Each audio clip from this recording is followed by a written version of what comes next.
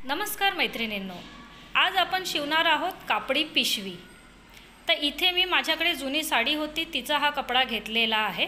तर यासाठी आपल्याला साडीचा कपडा किंवा कोणताही कपडा आणि अस्तर हवा आहे।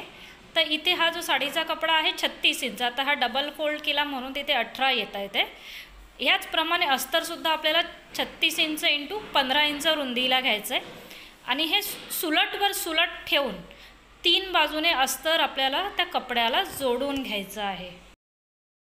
तिन्ही बाजूने कपड्याला अस्तर जोडून झाल्यानंतर आपल्याला कपडा सरळ करायचा आहे आणि जी चौथी बाजू आहे तिला आपल्याला शिवून घ्यायचं आहे।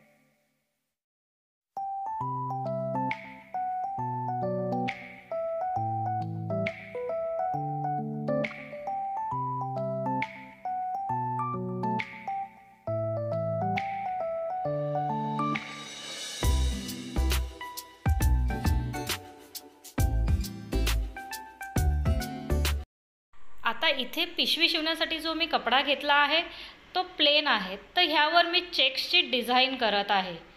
चॉकने पहिली त्यावर मी मार्किंग करून घेणार आहे, त्यानंतर मशीनवर शिवणार आहे, म्हणजे डिझाइन करणार आहे।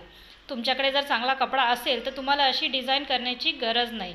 मग तुम्ही हा जो पार्ट आहे चेक्सचा तो पार्ट तुम्ही स्किप करून पुढच्या पार्टप्रमाणे पिशवी शिवू शकता।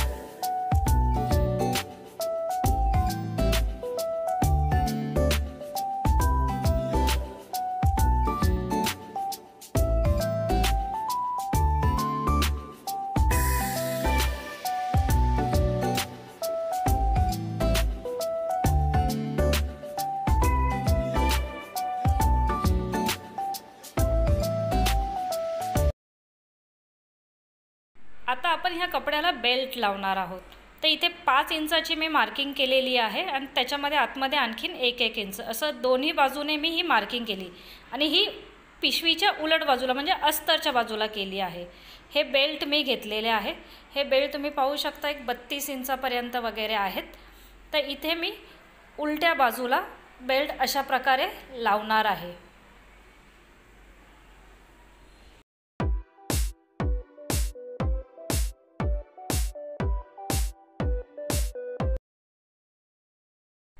इथे आता कपड्याच्या दोन्ही बाजूला मी बेल्ट लावलाय।